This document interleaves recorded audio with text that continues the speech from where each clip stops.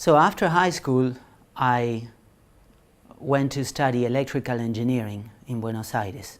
When I was in my third year, I tried to apply for a very famous school in Argentina for doing nuclear physics, but my results were not good enough, so I didn't get in.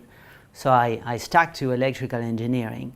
After I finished my master's there, the last year I worked really hard to try to apply to good universities in the US. And initially I went from engineering more to applied physics, always with the idea in mind of something having to do with space.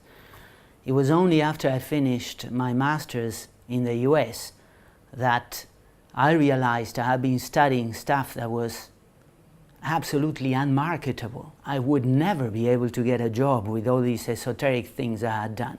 So then I went for a PhD and dove into science more completely, if you like. For my undergraduate degree, I went to the Instituto Tecnológico de Buenos Aires. It's a technical university in Buenos Aires. There I did a bachelor's and a master's. And then I moved to the US and I studied at Cornell University, and there I did another master's in applied physics and a PhD in planetary physics. So after I finished at Cornell, I had the chance to go to MIT for a postdoc.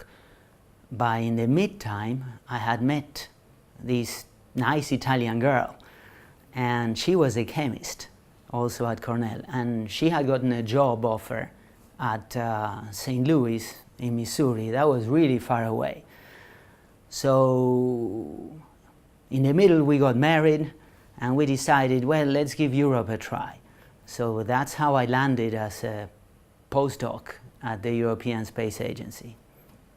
The things that I can remember that were hard for me was I started at ESA as a postdoc with a one-year contract.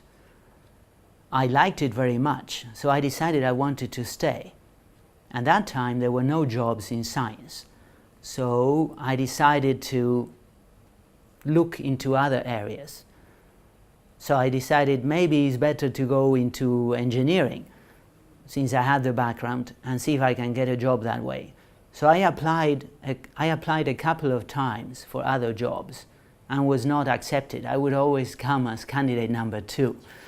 And that was very demotivating at the time. But eventually it worked out okay.